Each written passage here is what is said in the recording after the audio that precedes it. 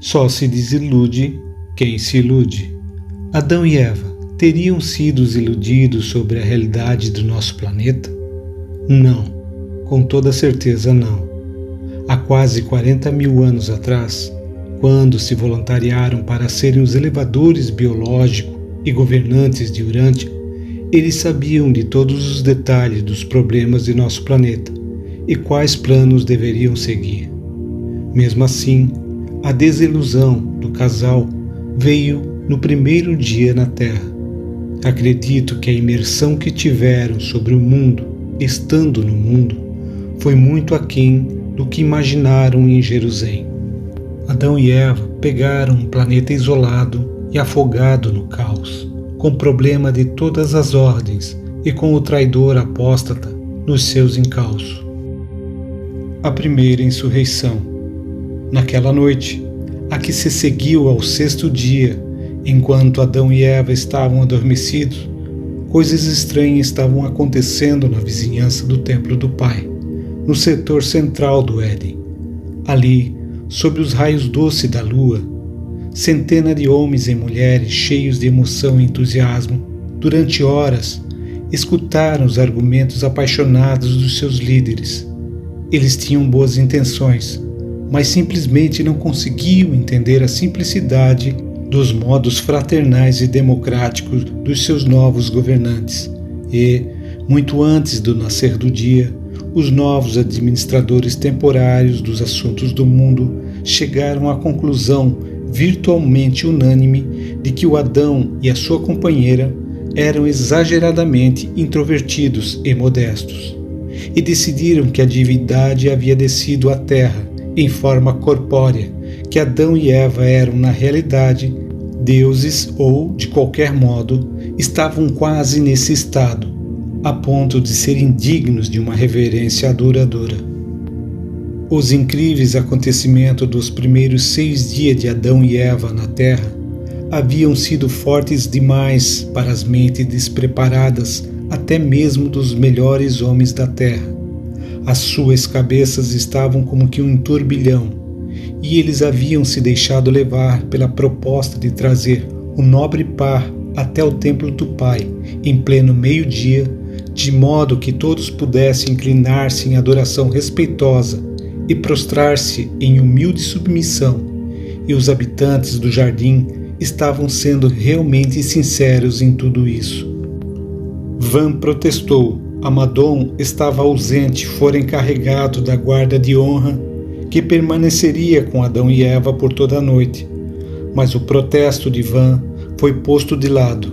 Foi-lhe dito que também ele era por demais modesto, que também não se assumia e que mesmo ele próprio não estava longe de ser um Deus. Ou então, como teria ele vivido por tanto tempo na terra? E se não fora, como havia causado um acontecimento tão importante como a vinda de Adão?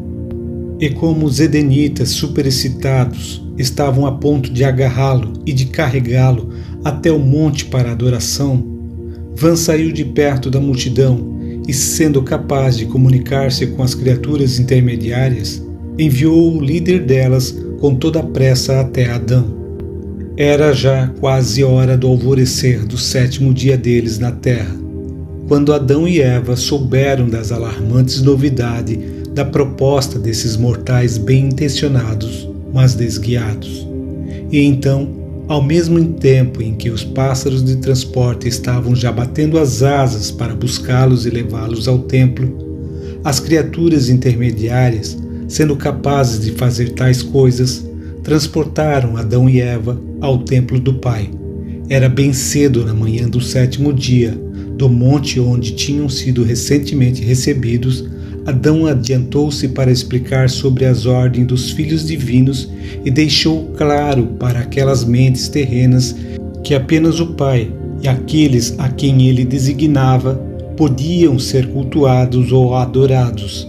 Adão deixou bastante claro que ele aceitaria qualquer honraria e que receberia mesmo todo o respeito, mas nunca a adoração. E foi um dia memorável, e pouco antes do meio-dia, quase no momento da chegada do mensageiro seráfico, trazendo a notícia de que Jerusalém tomara conhecimento da instalação dos governantes do mundo, Adão e Eva, destacando-se da multidão, apontaram para o templo do Pai e disseram: "Ide agora até o emblema material da presença invisível do Pai e curvai-vos, em adoração a Ele que nos fez a todos e que nos mantém vivos. E que esse ato seja a promessa sincera de que vós não sereis nunca mais tentados a adorar a ninguém, senão a Deus." E eles fizeram como Adão lhes havia mandado. O filho e a filha materiais permaneceram de pé com as cabeças inclinadas, naquele pequeno monte, enquanto o povo se prostrava à volta do templo. E essa foi a origem da tradição do Sabate, o dia do sábado. Sempre, no Éden, o 7º dia foi devotado à reunião do meio-dia no templo, e o costume de consagrar o resto do dia à cultura pessoal perdurou por muito tempo. A manhã era dedicada aos aperfeiçoamentos físicos, a hora do meio-dia à adoração espiritual, à tarde à cultura da mente, enquanto a noite era passada em regozijo social. Isso nunca foi lei no Éden, mas permaneceu como costume enquanto a administração adâmica conservou o seu poder na terra. A administração de Adão. Por quase 7 anos depois da chegada de Adão, os administradores Melquisedeques permaneceram nos seus postos, mas afinal chegou o momento em que eles passariam a administração dos assuntos do mundo para Adão e voltariam para Jerusalém. A despedida dos administradores levou um dia inteiro e, durante a noite, os Melquisedeques individualmente deram a Adão e Eva os seus conselhos de despedida, com os melhores votos. Adão, por várias vezes, pedira a seus conselheiros que permanecessem na terra com ele, mas os seus pedidos foram sempre negados. Era chegado o momento em que os filhos materiais deveriam assumir toda a responsabilidade pela condução dos assuntos do mundo. E assim, à meia-noite, os transportadores seráficos de Satânia deixaram o planeta com 14 seres, levando-os para Jerusalém.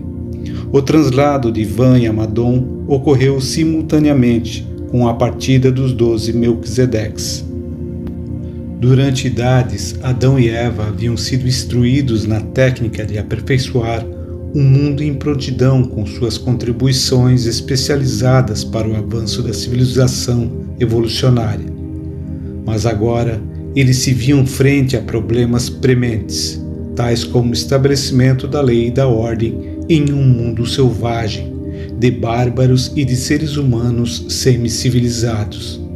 A parte, a nata da população da Terra, reunida no jardim, apenas uns poucos grupos, aqui e ali, estavam prontos de fato para acolher a cultura adâmica. Adão fez um esforço heróico e determinado para estabelecer um governo mundial, mas deparou com uma resistência obstinada contra cada modificação. Adão já havia colocado em operação um sistema de controle grupal em todo o Éden. Havia confederado todas essas companhias na Liga Edênica, mas problemas realmente sérios ocorreram quando ele saiu do jardim e procurou aplicar essas ideias junto a tribos exteriores. No momento em que os colaboradores de Adão começaram a trabalhar fora do jardim, depararam-se com a resistência direta e bem planejada de Caligástia e Daligástia. O príncipe caído fora deposto como governante do mundo, mas não havia sido afastado do planeta. Ele estava ainda presente na Terra e era capaz, pelo menos de uma certa medida, de resistir a todos os planos de Adão para a reabilitação da sociedade humana. Adão tentou prevenir as raças contra Caligástia, mas a tarefa foi dificultada em muito, porque o seu arqui-inimigo era invisível aos olhos mortais.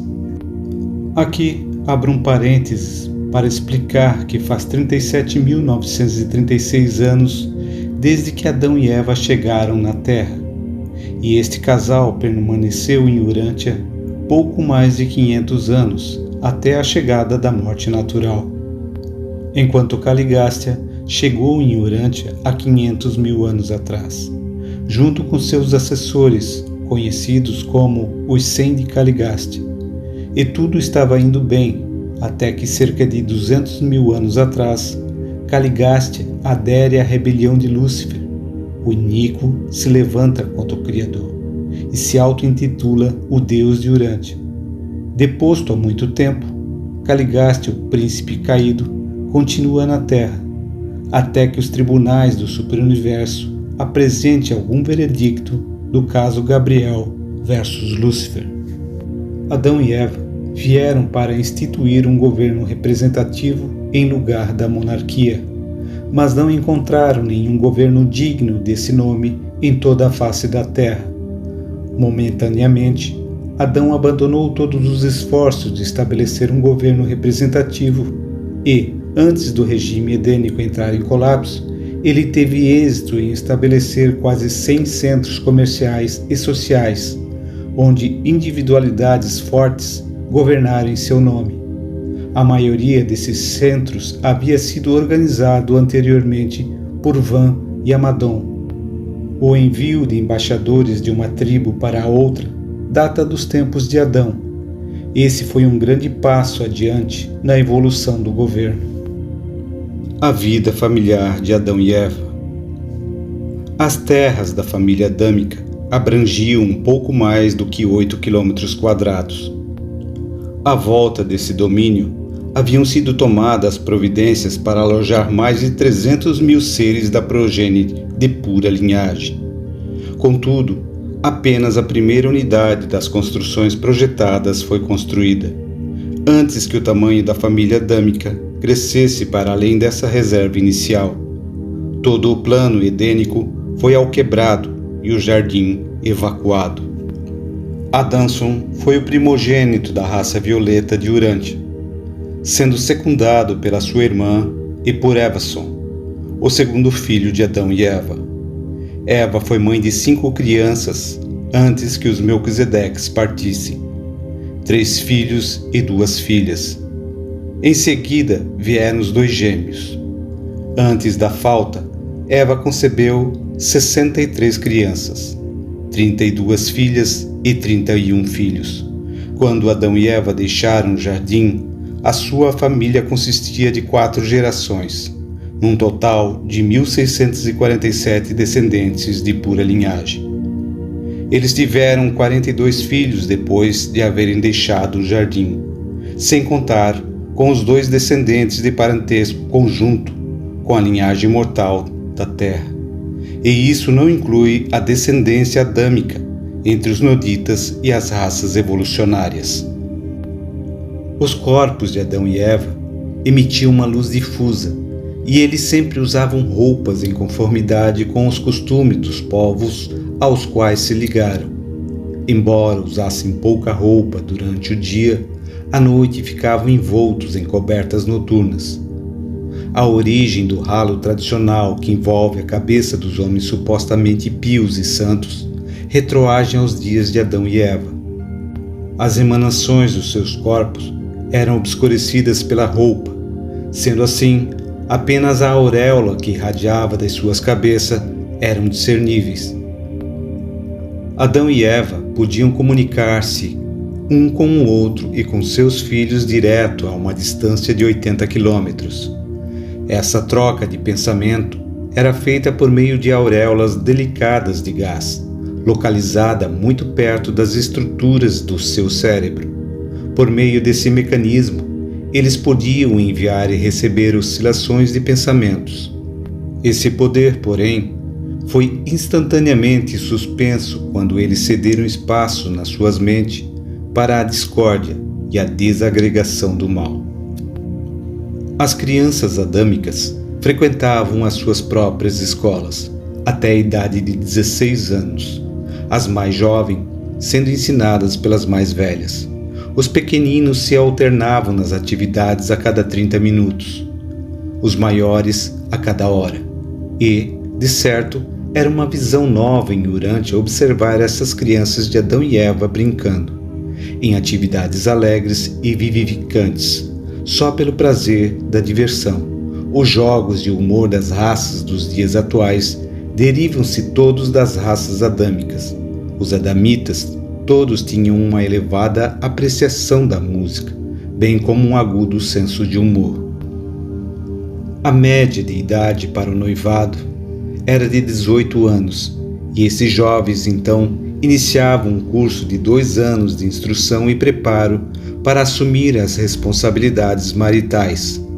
Aos 20 anos, eles estavam aptos para o casamento e, depois do casamento, começavam o trabalho das suas vidas ou entravam em preparação especial para ele.